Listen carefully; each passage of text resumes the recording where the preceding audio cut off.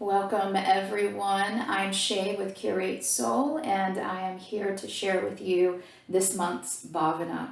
So our energetic or our theme for July is based around the energetics of the bat. And for those of you who may be new to joining me this year for my bhavanas, each month I've pulled a card from one of my favorite oracle decks, the Wild Unknown Spirit Animal Oracle by Kim Krantz. And I've created a wheel of the year. So each month has a very particular animal and those energetics that we are working with. And what I'm using are these qualities, these characteristics, these energetics of the animal to interweave yogic and Ayurvedic philosophy into my offering. So the newsletter, the vlog, working with clients, teaching public asana classes. So this is just kind of interspersed throughout the month as well as my own personal practice.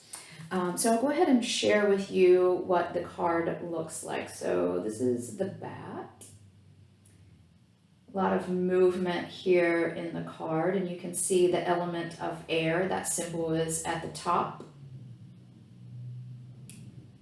And so the qualities of the bat are letting go, this birth, death, rebirth cycle, and this idea that the bat is a master of the subtle senses. So coming back to this death leading to a rebirth, this cycle is always happening in the world around us as well as within each of us. As you saw in the card, there's a lot of movement in the card. So even in that still picture, the way that the artist has created that particular image, there is certainly a lot of what creates a feeling of movement. This is related to the air quality. So for instance, the qualities of air in Ayurveda or Vata dosha are mobile, cold, dry, rough, and subtle. And so this bat quality brings in these energetics this month. And the bat's very mobile. If you've ever watched a bat kind of move through the air at twilight or dusk, then you see that they're kind of zipping and zooming every which way and quite quickly. Now, master of the subtle senses, we've all heard the phrase that, blind as a bat. So we know that bats don't have wonderful eyesight. However, they do have incredible hearing. And so they are able to metaphorically hear what's not being seen. And so, and also literally as well. So for those of us that we're relating this energy to, it's listening to maybe what's not being said.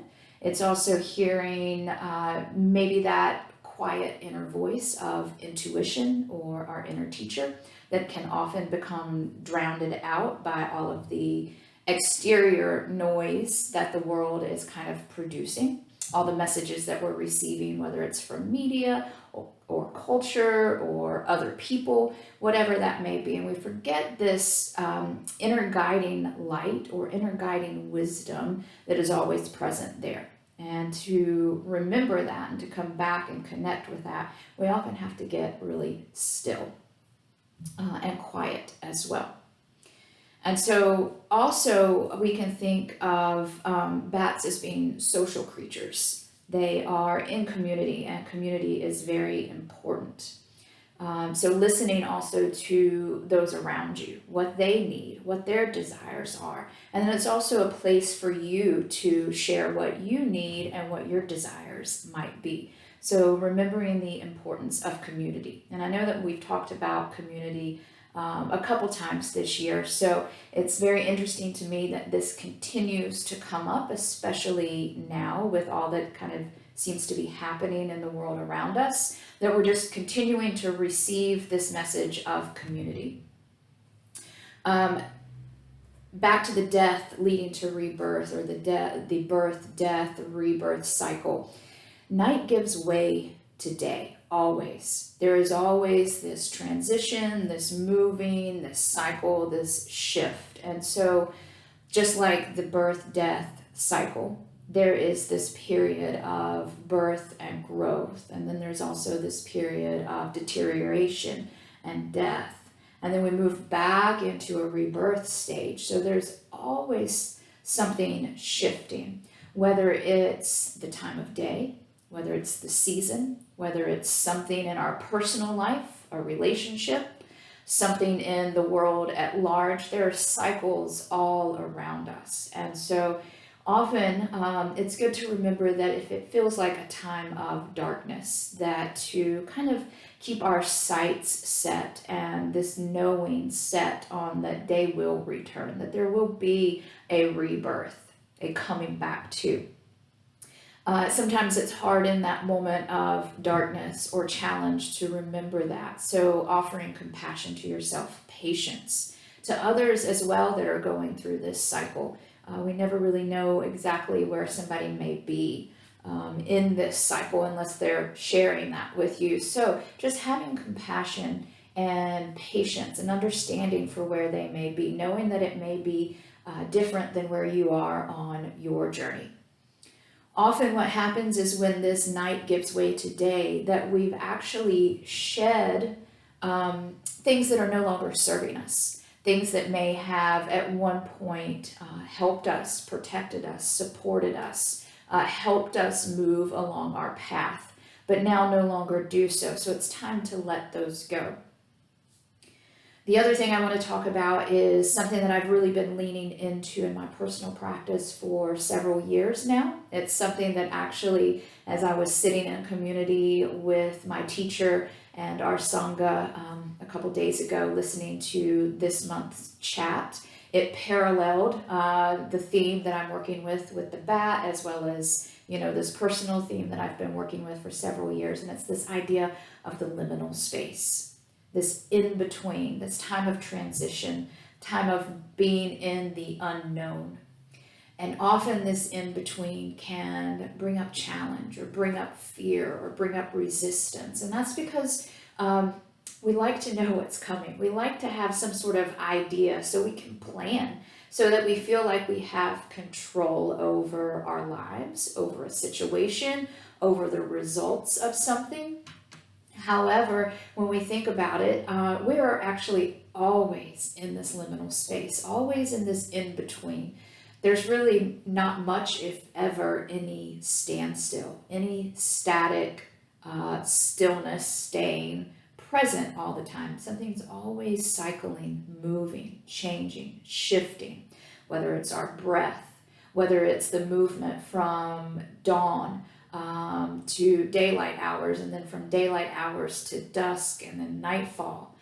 There's this transition, the transitions of the seasons. Again, we can relate it back to this cycle of death, rebirth cycle, but also just this in between, this change. The liminal space of our personal lives, again, our relationships changing, career paths changing. In our asana practice, if you practice yoga asana, the in between of one shape to the next, or the space between each breath, or the space between each thought. So we can continue to just name all of these places of the in between, of the liminal, and we're very much in that right now. And for me, again, it is a practice that has, and a point that has really kind of reiterated itself over and over again the past few years, because of my own personal interest in the practice, the technique, and also the state of yoga nidra.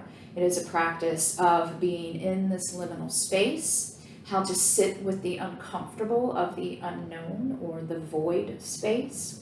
And so when we look at this on maybe a worldview right now, we're very much in a place of we're not exactly sure what's happening, what's coming next, maybe what to do. We may feel a little frozen about how to take action, to move forward, to create support, not just for ourselves, but our community and those around us. So I encourage you this month to really kind of lean into this unknown of the liminal space. And the energetics of the bat, the master of the subtle senses, it's a reminder that in this liminal space, this is where we often hear, feel, or receive those truths, that deeper wisdom that's already residing within us. And if we can be kind of in that void or in that space of in between, we quite often bring back something that will create exactly what we're looking for, exactly what we need, and then also maybe what exactly the community around us is looking for or needs. And so liminal space, the in-between, the cycles, just I almost said getting comfortable with. I don't know if we'll ever get comfortable with, but beginning to understand that will always be present. And so we can make friends with it as much as possible and understand that it will continue to be present, or we can continue to resist it, which will often just create more challenge for us. So again, I encourage you this month to lean into that liminal space. If you are practicing yoga asana, I encourage you to really pay attention to those spaces between each shape, maybe slowing down, maybe taking longer to move from, let's say you're in down dog and you're going to walk to the top of your mat for forward fold. What I'm having my public classes do this month is take tiny little baby steps on their toe tips and taking as many steps as they can to reach the top of the mat instead of one giant step that gets them there quickly. So slowing down that pace and really being present in that moment. And also remembering that liminal space of the practice in general. Again, we can relate that to the space between each shape, the space between each breath, but also that space of unknowing. Maybe we're working with a shape that is new in our body or that we haven't practiced in a while. And so there's this in between of our journey to get into that shape for the first time or again. It's not like we step on our yoga mat and we can stick all of these postures the first time we step on the mat. It is a journey, it's an experience. And each time we do it, we're learning something new. We're deepening our knowledge, we're deepening our wisdom, whether it be of how to use our breath, how to use our body, certain muscle groups. That is the liminal space. And we often take that space for granted because we want to get to what we consider the finish line. In yoga, there is no finish line. I would just like to offer that gentle reminder that is always a constant practice. And so the liminal space, that liminality is always present. You can be very, very familiar with a shape in your body, but you may step on your mat one day and it's going to feel completely different.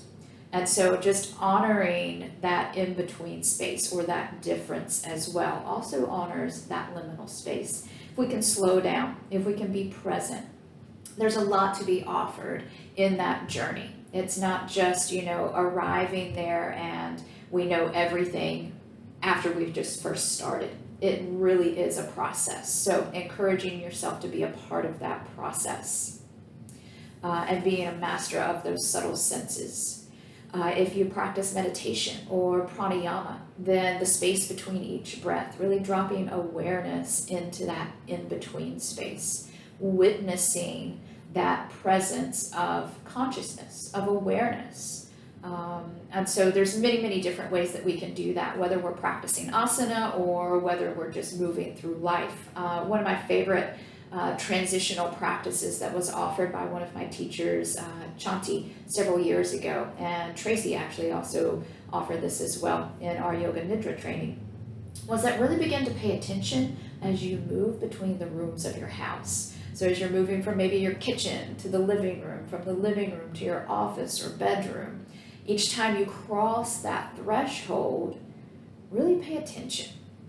Again, that's something that we take for granted. We're in our home space quite often, and so we're just, about doing our business kind of on autopilot. But just notice what happens, what your mind becomes aware of, how the energy may change in each room.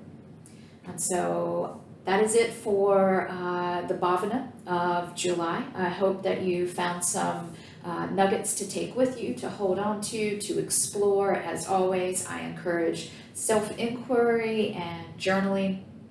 And before I kind of sign off today, I wanted to let you know of some upcoming events. So on August 13th, it's a Saturday if you are local to Savannah, I'd love to have you join for a workshop at New Yoga Now. The workshop is called Yoga for the Doshas. And so what we'll be doing is learning how to balance doshic excess through yoga asana. This is for students who wish to deepen their practice, but also yoga teachers who may want to not just deepen their own practice, but begin to offer Ayurveda-inspired yoga sequences to their classes that will help balance any sort of excess.